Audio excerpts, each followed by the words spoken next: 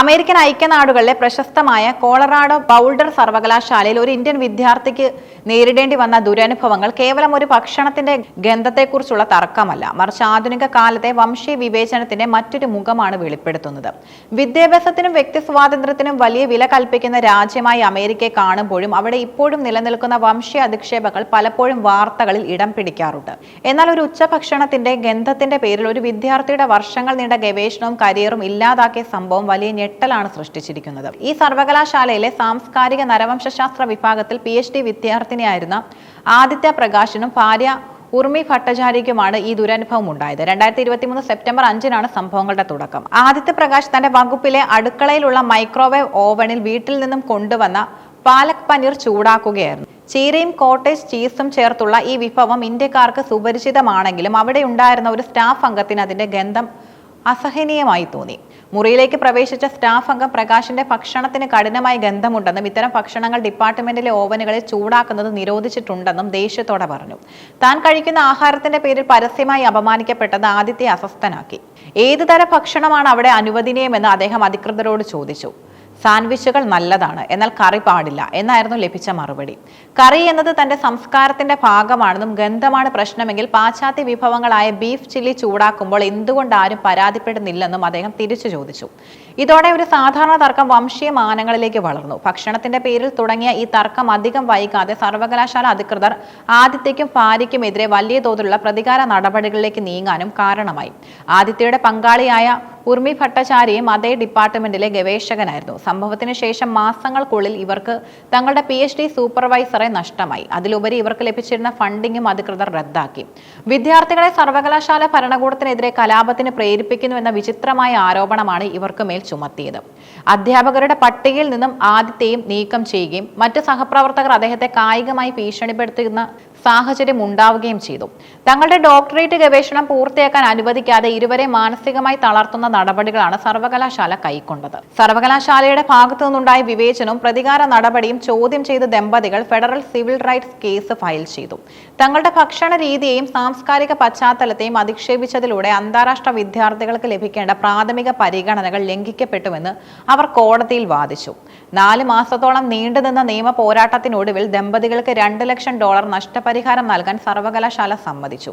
എങ്കിലും ഇതിൽ സർവകലാശാലയ്ക്ക് നിയമപരമായ ഉത്തരവാദിത്തമില്ലെന്നാണ് അധികൃതർ ഔദ്യോഗികമായി അറിയിച്ചത്.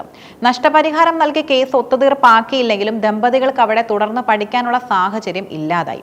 അവർക്ക് PhDക്ക് പകരം മാസ്റ്റേഴ്സ് ബിരുദം മാത്രം നൽകി പുറത്താക്കി. ഭാവിയിൽ ഗവേഷണത്തിനോ ജോലിക്കോ ആയി ഈ സർവകലാശാലയെ സമീപിക്കരുതെന്ന വിലക്കും അവർക്ക് മേൽ അടിച്ചേൽപ്പിച്ചു. ഈ മാസം ആദ്യവാരം ആദിത്യയും ഉർമിയും അമേരിക്ക വിട്ടു. അമേരിക്കയിലെയും യൂറോപ്പിലെയും ഇന്ത്യൻ സമൂഹത്തിനിടയിൽ ഈ സംഭവം വലിയ ചർച്ചയായിരിക്കുകയാണ്. യൂറോപ്പിൽ താമസിച്ചിരുന്ന കാലത്തും തന്റെ ഭക്ഷണ രീതികളുടെ പേരിൽ പരിഹാസങ്ങൾ നേരിട്ടിരുന്നതായി ആദിത്യ വെളിപ്പെടുത്തി. വിദേശ രാജ്യങ്ങളിൽ പഠിക്കാൻ പോകുന്ന ഇന്ത്യൻ വിദ്യാർത്ഥികൾ നേരിടുന്ന സൂക്ഷ്മമായ വംശീയതയുടെ നേർചിത്രമാണിത്. വിദ്യാഭ്യാസപരമായി ഉന്നത നിലവാരമുള്ള നരവംശ ശാസ്ത്രം പോലുള്ള വകുപ്പുകളിൽ പോലും സാംസ്കാരിക വൈവിധ്യങ്ങളെ ഉൾക്കൊള്ളാൻ സാധിക്കുന്നില്ല എന്നത് ഗൗരവകരമായ വിഷയമാണ്. സാംസ്കാരിക നരവംശ ശാസ്ത്രം പഠിക്കുന്നവർ തന്നെ ഒരു വിദ്യാർത്ഥിയുടെ സാംസ്കാരികമായ ഭക്ഷണ രീതിയെ അധിക്ഷേപിക്കുന്നത് വലിയ വിരോധാഭാസമായി കാണേണ്ടതുണ്ട്. ആദിത്യ പ്രകാശിന്റെ അനുഭവം വിദേശത്ത് പഠിക്കാൻ ആഗ്രഹിക്കുന്ന ഓരോ വിദ്യാർത്ഥിക്കും ഒരു പാഠമാണ്. കഠിനാധ്വാനം ചെയ്ത് ഗവേഷണത്തിന്റെ പടിവാതിക്കൽ എത്തിയ ഒരു യുവാവിന്റെ സ്വപ്നങ്ങളാണ് ഭക്ഷണത്തിന്റെ ഗന്ധത്തെ ചൊല്ലിയുള്ള ഈഗോയുടെ പേരിൽ തകർക്കപ്പെട്ടത്. $2 ലക്ഷം നഷ്ടപരിഹാരം ലഭിച്ചെങ്കിലും നഷ്ടപ്പെട്ട അക്കാദമിക് വർഷങ്ങളും അപമാനിക്കപ്പെട്ട വ്യക്തിത്വം തിരിച്ചു നൽകാൻ ആ പണത്തിന് കഴിയില്ല. ലോകം എത്ര പുരോഗമിച്ചാലും വംശീയതയും വിവേചനവും വിവിധ രൂപങ്ങളിൽ നമുക്കിടയിൽ നിലനിൽക്കുന്നു എന്നതിന്റെ കൈപ്പേറിയ ഓർമ്മപ്പെടുത്തലായി ഈ സംഭവം മാറുന്നു. ഇന്ത്യൻ വിഭവങ്ങളുടെ തനിമയും ഗന്ധവും നമ്മുടെ സാംസ്കാരിക സ്വത്വത്തിന്റെ ഭാഗമാണ്. അത് മറ്റൊരാൾക്ക് ശല്യമാണെന്ന് പറഞ്ഞ് നിരോധിക്കുന്നത് സാംസ്കാരിക ഫാസിസത്തിന്റെ മറ്റൊരു രൂപമാണ്. അന്താരാഷ്ട്ര സർവകലാശാലകൾ ഇത്തരം പ്രവണതകൾക്കെതിരെ കർശനമായ ചട്ടങ്ങൾ രൂപീകരിക്കേണ്ട സമയം അതിക്രമിച്ചിരിക്കുന്നു.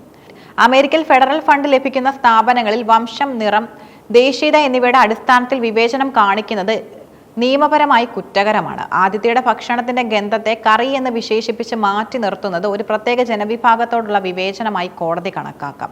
ഭക്ഷണ രീതി എന്നത് സാംസ്കാരിക സ്വത്വത്തിന്റെ ഭാഗമായതിനാൽ അതിനെ ലക്ഷ്യം വയ്ക്കുന്നത് വംശീയ അധിക്ഷേപത്തിന്റെ പരിധിയിൽ വരും. ഈ കേസിൽ ഏറ്റവും നിർണായകമായ നിയമവശം സർവകലാശാല സ്വീകരിച്ച പ്രതികാര നടപടിയാണ്. വിവേചനത്തിനെതിരെ പരാതിപ്പെടുന്ന ഒരു വിദ്യാർത്ഥിയുടെ ഫണ്ടിംഗ് തടയുകയോ സൂപ്പർവൈസറെ മാറ്റുകയോ ചെയ്യുന്നത് നിയമവിരുദ്ധമാണ്. ആദിത്യയ്ക്കും ഭാര്യയ്ക്കും ഗവേഷണം തുടരാനുള്ള സാഹചര്യം നിഷേധിച്ചത് റിറ്റാലിയേഷൻ എന്ന ഗുരുതരമായ കുറ്റമാണ്. ഇത് തെളിയിക്കുന്നതിനാലാണ് സർവകലാശാലയ്ക്ക് വലിയ തുക നഷ്ടപരിഹാരം നൽകേണ്ടി വന്നത്. സർവകലാശാല $2,15,000 നൽകിയെങ്കിലും തങ്ങൾ തെറ്റുകാരാണെന്ന് സമ്മതിച്ചിട്ടില്ല. നിയമയുദ്ധം നീണ്ടുപോയാൽ ഉണ്ടാകുന്ന വലിയ സാമ്പത്തിക നഷ്ടവും നാണക്കേടും ഒഴിവാക്കാൻ പ്രതിഭാഗം സ്വീകരിക്കുന്ന ഒരു നിയമതന്ത്രമാണിത്. എന്നാൽ നഷ്ടപരിഹാരം നൽകുന്നത് തന്നെ പരാതിയിൽ കഴമ്പുണ്ടെന്നതിന്റെ സൂചനയാണ്. ഗവേഷണ വിദ്യാർത്ഥികൾക്ക് സർവകലാശാല നൽകുന്ന ഫണ്ടിങ്ങും തൊഴിലവസരങ്ങളും ഒരു കരാറിന്റെ അടിസ്ഥാനത്തിലുള്ളതാണ്. ഭക്ഷണത്തിന്റെ ഗന്ധം പോലുള്ള നിസ്സാര കാരണങ്ങളാൽ ഈ കരാറുകൾ ലംഘിക്കുന്നത് നിയമപരമായി നിലനിൽക്കില്ല. ചുരുക്കത്തിൽ സാംസ്കാരിക വൈവിധ്യങ്ങളെ അംഗീകരിക്കാത്ത സ്ഥാപന നയങ്ങൾ എങ്ങനെ നിയമപരമായി ബാധ്യതയായി മാറുന്നു എന്നതിന്റെ ഉദാഹരണമാണ് ഈ കേസ്.